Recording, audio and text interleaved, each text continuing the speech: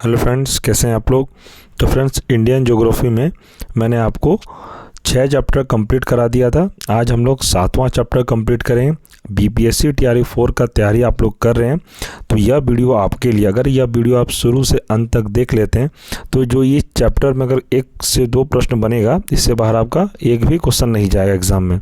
और मैं आपको बता चुका हूँ कि ये जो एनसीईआरटी क्लास जो मैं आप लोगों के लिए ले रहा हूँ, इस बुक से कितना प्रश्न आया था टीआरई 3 में, वो वीडियो आप जाके इस चैनल पे अपलोड कर दिया गया, आप जाके देख सकते हैं। फिर आपको पता चलेगा कि एनसीईआरटी पढ़ना कितना ज़रूरी है। तो चलिए फ्रेंड्स, शुरू करते हैं। तब आज का हमारा चैप्टर है अफवाह तंत्र। किसी नदी एवं उसकी सहायक नदियों द्वारा अप्रवाहित क्षेत्र को क्या कहते हैं? तो ये अफवाह तंत्र कहते हैं। भारत की सबसे बड़ी तथा लंबी नदी कौन सी है? तो ये हो जाएगा गंगा। नेक्स्ट, ब्रह्मपुत्र नदी किस प्रकार के अफवाह तंत्र का उदाहरण है? ये जगह पूर्ववर्ती अफवाह तंत्र। मानस किसकी सहायक नदी है? तो मानस किसकी सहायक नदी है? तो जगह ब्रह्मपुत्र की। आगे, ब्रह्मपुत्र नदी तिब्बत में किस नाम से जानी जाती है? तो ये हो जाएगा सांगपो नदी के नाम से जानी जाती है। आगे, ब्रह्मपुत्र नदी तिब्बत, भारत एवं बांग्लादेश से होकर प्रवाहित होती है। ये पॉइंट आप लोग याद रखिएगा, ये इंपॉर्टेंट पॉइंट आपके एग्जाम में बन सकता है। भागीरथी नदी का उद्गम स्थल कहाँ है? तो ये जगह गौमुख में। लेन सिंधु नदी किस नदी पर अवस्थित है? तो जगह दाएं तट पर। कहाँ पर अवस्थित है? तो दाएं तट पर अवस्थित है। आगे, भारत की किन 2 नदियों के उद्गम स्थल लगभग एक ही है? तो जगह ब्रह्मपुत्र और सिंधु। आगे, बांग्लादेश में गंगा नदी को किस नाम से जाना जाता है? तो जगह पद्मा नाम से बांग्लादेश में इसको जाना जाता है। तो आपसे एग्जाम में पूछेगा कि जो बांग्लादेश है वहाँ पे गंगा नदी को किस नाम से जाना जाता है? तो यह पद्मा नाम से इसको जाना जाता है। गंगा नदी के तट पर स्थित बड़ा मतलब सबसे बड़ा शहर कौन सा है? जो गंगा नदी तट पर स्थित जो है भारत का सबसे बड़ा शहर कौन सा है? तो जगह कानपुर। आगे, गंगा की वह सहायक नदी कौन सी है जिसका उद्गम मैदानी भागों में हुआ है? तो ये हो जाएगा आंसर इसका गोमती।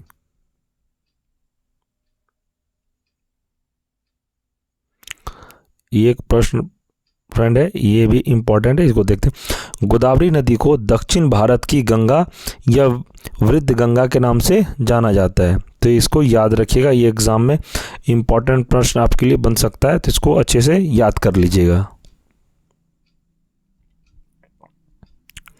आगे, सिंधु, ब्रह्मपुत्र एवं सतलज नदियों का उद्गम स्थल कहाँ है? तो जगह तिब्बत में। केदारनाथ से रुद्रप्रयाग के मध्य कौन सी नदी प्रवाहित होती है? तो जगह मंदाकिनी। आगे, मंदाकिनी नदी किस जल प्रवाह अथवा मुख्य नदी से संबंधित है? तो जगह अलकनंदा। बद्रीनाथ का प्रसिद्ध मंदिर किस नदी के तट पर स्थित है? तो यह अलकनंदा नदी पर यह स्थित है। यमुना नदी का उद्गम स्थान कहाँ है? तो जगह बंदरपुज हिमनद पर। आगे, दामोदर नदी किस नदी की सबसे बड़ी सहायक नदी है? तो दामोदर नदी किस नदी की सबसे बड़ी सहायक नदी है? इसका आंसर हो जाएगा हुगली नदी। आगे, हिमाचल प्रदेश से कौन सी प्रमुख नदियां प्रवाहित होती है? तो जगह चेनाब, रावी और सतलुज। आगे, सबसे अधिक मार्ग परिवर्तन करने वाली नदी कौन सी है? तो जगह कोसी नदी है।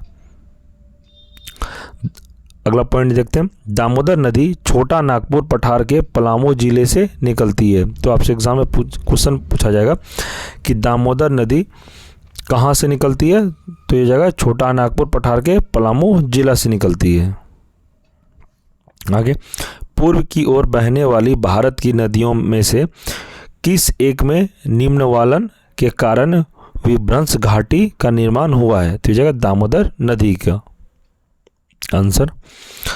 अगला प्रश्न, उत्तर प्रदेश एवं मध्य प्रदेश राज्यों में संयुक्त राजघाट नदी घाटी परियोजना किस नदी पर निर्मित की गई है?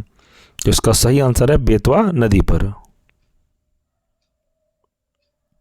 आगे, भारत के किस नदी पर विश्व का सबसे ऊंचा पुल बनाया गया है?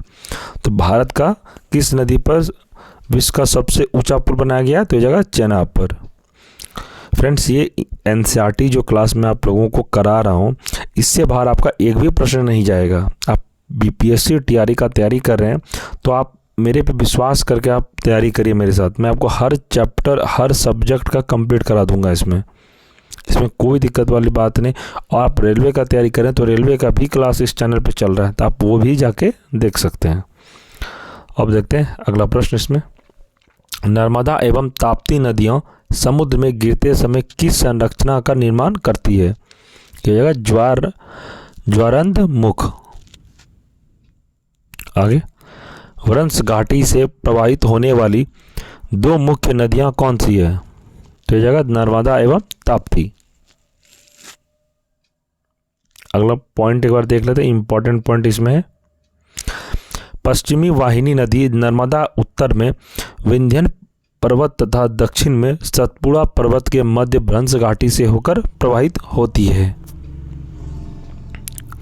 आगे प्रश्न, अरब सागर में गिरने वाली दो प्रमुख नदियां कौन सी है?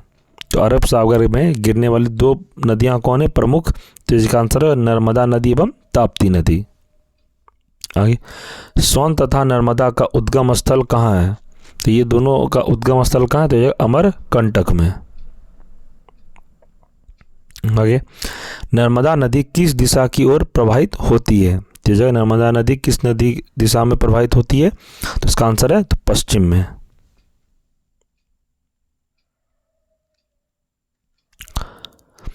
भूमि बंधित या अंतर्वाही नदी कौन सी है? तो जगह लूनी। आगे, बिहार में निर्मित त्रिवेणी नहर में किस नदी से पानी आता है? तो किस नदी से पानी आता है? तो जगह गंडक नदी से।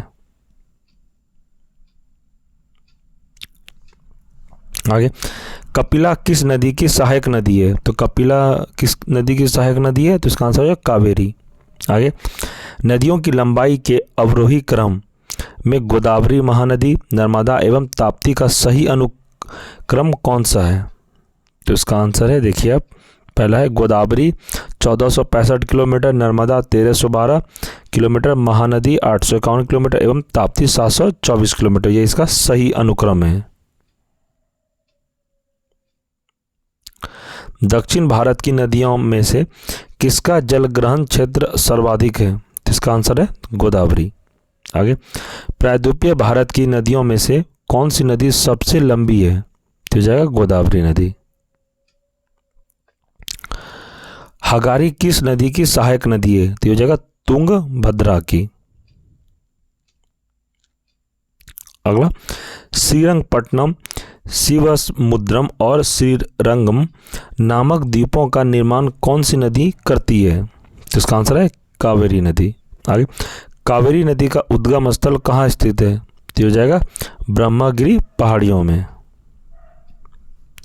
कावेरी नदी कर्नाटक, केरल, तमिलनाडु एवं पुदुचेरी राज्यों में से होकर प्रवाहित होती है। तो आपसे एग्जाम में क्वेश्चन पूछेगा कावेरी नदी कहाँ से होकर प्रवाहित होती है, तो आपको यही आंसर याद रखना है, कर्नाटक, केरल, तमिलनाडु एवं पुदुचेरी राज्यों से होकर यह गुजरती है। इसको एक बार देख लेते हैं फ्रेंड्स, ये इंपॉर्टेंट है इसलिए मैंने ये प्रश्न में शामिल किया है। मंदाकिनी नदी चौराबाड़ी ताल नामक झील से निकलती है तथा सोनप्रयाग में वासुकी गंगा से मिलती हुई आगे बढ़ती है। अगला प्रश्न, भारत की कौन सी नदी कर्क रेखा को 2 बार काटती है? तो कौन सा नदी है? तो यह महानदी है। आगे, अधिकांश लवणीय नदी किस अपवाह तंत्र का अंग है? तो इसका आंसर है बंगाल की खाड़ी। गंगा नदी पर निर्मित महात्मा गांधी सेतु किस राज्य में स्थित है? तो इसका आंसर हो जाएगा बिहार, पटना में।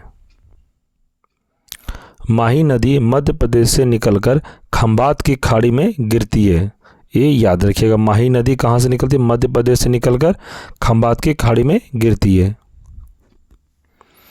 विश्वासघाती नदी की संज्ञा किस नदी को दी जाती है? तो विश्वासघाती नदी की संज्ञा किस नदी को दी जाती है? तो यह हो जाएगा हुगली नदी को।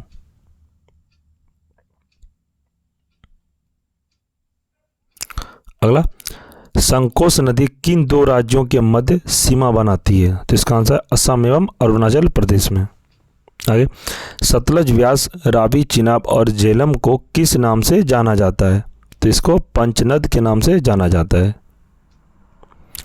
झेलम नदी का उद्गम किस स्थान से होता है? तो कश्मीर के वेरीनाग झरने से। आगे, हिमालय नदियां बारहमासी होती है जबकि प्रायद्वीपीय नदियों का प्रवाह मौसमी होता है। तो इसको याद रखिएगा फ्रेंड्स, ये इंपॉर्टेंट है। और फ्रेंड्स, आप हमारे साथ चैनल से जुड़कर एनसीईआरटी का सारा क्लास कर सकते हैं। अभी तो मैं ज्योग्राफी और पॉलिटी का क्लास इसमें चला रहा हूँ और कुछ दिन के बाद मैं इसमें मॉडर्न शुरू करूँगा, उसके बाद साइंस, फिर इसमें जो बचेगा आपका वर्ल्ड हिस्ट्री और जितने भी टॉपिक बचेंगे सारा इसमें आपको कंप्लीट करा दूंगा। बीपीएससी टीआरई 4 का मैं गारंटी कहता हूँ सारा आपको एक एक चीज़ चैप्टर वाइज आपको कंप्लीट करा दिया जाएगा। करंट अफेयर की भी क्लास इसमें कुछ दिन में शुरू कर दिया जाएगा। आगे प्रश्न देखते हैं। एडन नहर किस नदी से निकाली गई है? तो ये एडन नहर किस नदी से निकाली गई? तो हो जाएगा दामोदर नदी से। तो फ्रेंड्स, हम लोगों का आज का ये चैप्टर कंप्लीट हुआ। और फ्रेंड्स, अगर आपको ये वीडियो पसंद आया हो तो वीडियो को लाइक ज़रूर करें और शेयर ज़रूर करें। तो फ्रेंड्स, ये जो अपवाह तंत्र का जो चैप्टर हम लोगों ने आज कंप्लीट किया, अगर ये चैप्टर आप एक से दो बार वीडियो ठीक से देख लेते हैं तो मैं आपको गारंटी कहता हूँ कि अगर ये एग्ज़ाम में क्वेश्चन पूछा जाएगा इसमें अपवाह तंत्र से, तो इससे बाहर आपका प्रश्न नहीं बनेगा। ये 100% आप रखिए, इससे बाहर प्रश्न बनेगा ही नहीं। आप अगर प्रीवियस ईयर टीआरई का उठा के देखते हैं तो अगर इससे एक क्वेश्चन पूछा है तो इतना ही जितना मैं आपको पीडीएफ में कराऊँ इसी के अंदर क्वेश्चन आ गया है। और फ्रेंड्स, आप अगर रेलवे की तैयारी कर रहे हैं तो रेलवे का भी इसमें क्लास चल रहा है, आप जाके वीडियो को विजिट करके देख सकते हैं। और फ्रेंड्स, अगर आपको चैनल पर नए हैं तो चैनल को सब्सक्राइब करें और बेल आइकन को प्रेस जरूर कर लें, क्योंकि जब भी वीडियो अपलोड होगा तो आपको सबसे पहले नोटिफिकेशन मिले। और फ्रेंड्स, आपको वीडियो पसंद आया हो तो लाइक करना ना भूलें। ठीक है फ्रेंड्स, अब हम लोग नेक्स्ट वीडियो में मिलेंगे, तब तक के लिए धन्यवाद।